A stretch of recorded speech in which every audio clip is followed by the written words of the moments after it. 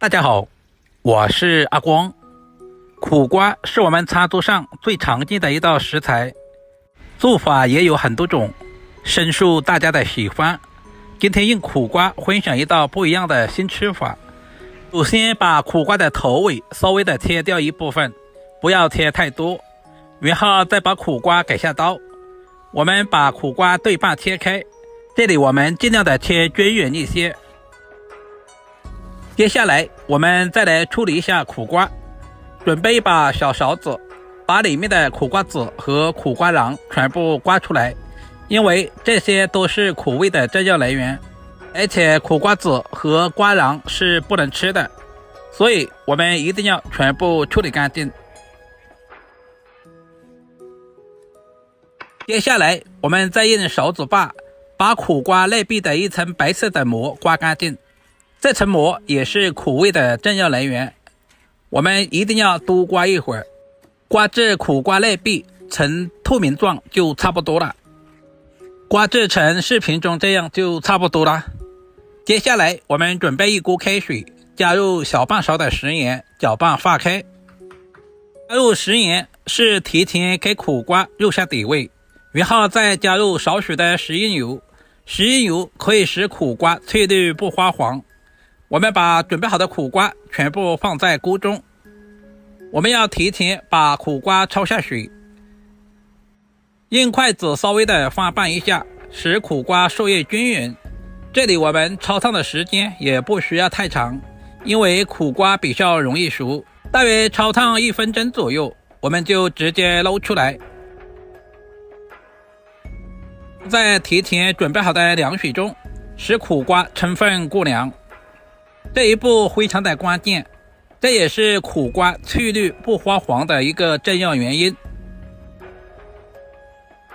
大约5分钟以后，现在的苦瓜已经完全的凉透了，稍微的清洗一下，然后控水捞出。把苦瓜放在提前准备好的竹筛里面，控干水分备用。准备一个空碗，往碗中打入3个鸡蛋，有条件的一定要选用土鸡蛋，因为土鸡蛋更方便操作。然后准备一个勺子，把蛋黄和蛋白分开来，有条件的也可以用鸡蛋分离器，把蛋黄舀出来放在另外一个碗中。今天我们要把蛋黄和蛋白分开来操作，这里我们的动作一定要轻，不然的话鸡蛋的内膜很容易就破了，如果是那样的话就不好操作了。把所有的蛋黄全部放在准备好的碗中，准备一双筷子，充分的把蛋黄全部搅拌均匀，这里我们一定要多搅拌一会儿，搅拌成视频中这样的细腻状就差不多了。接着我们再用筷子把蛋清也搅拌均匀，因为蛋清的粘稠度更高一些，所以我们在搅拌的时候一定要多搅拌一会儿，大约搅拌2分钟左右。搅拌成视频中这样就差不多了。现在的苦瓜也已经完全的控干了水分，我们把苦瓜放在准备好的大盆中，接着准备一个蒸锅，把水烧开，然后再把苦瓜放在蒸锅里面。接下来把准备好的鸡蛋清全部舀在苦瓜里面，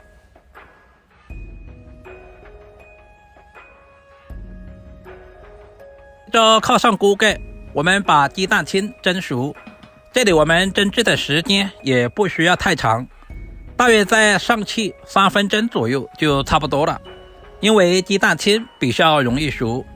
时间差不多了，我们打开锅盖看一下，现在的蛋清已经完全的定型了。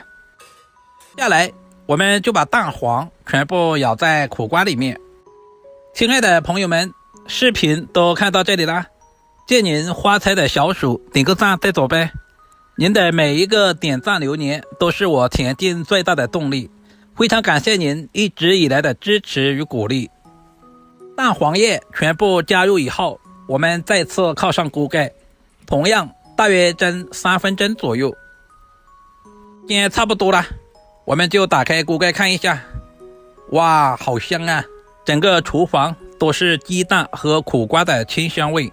接着我们就用食品夹把苦瓜夹出来，放在一旁晾凉备用。这段时间我们准备一些去皮的大蒜，切成薄片。大蒜我们可以稍微的多准备一些，然后再剁成稍微细一点的蒜末。蒜末剁小一些，蒜香味更容易激发出来。全部剁好以后，放在准备好的小碗中。喜欢吃辣椒的，我们一定要多准备一些小米椒。我们把小米椒切成稍微短一点的辣椒圈，全部切好以后，放在蒜末一起备用。接下来，我们再准备一小把清洗干净的香葱。今天我们只要葱白部分，把葱白全部切成稍微短一点的葱花，切好以后和小米椒放在一起，然后往碗中加入1大勺的白芝麻，接着浇上滚烫的热油，激发出所有食材的香味。接着往碗中加入大半勺的食盐调味，然后再加入1大勺的生抽，接着再加入1勺蚝油，然后再加入小半勺的陈醋，增加香味。有条件的我们要加入一些芝麻香油，用勺子充分的搅拌一下，一道万能的凉拌汁就这样做好了。可以用来做凉拌土豆丝、凉拌花甲、凉拌基围虾，都非常的美味。现在的苦瓜也已经完全的凉透了，接下来我们把苦瓜切成小段，这里我们千万不能切太长，如果切太长的话，那样不方便食用。大约切成1公分左右的小段就差不多了。全部切成视频中这样的小段，摆放在盘中。蛋黄和蛋白像果冻一样晶莹剔透，看着都非常的有食欲。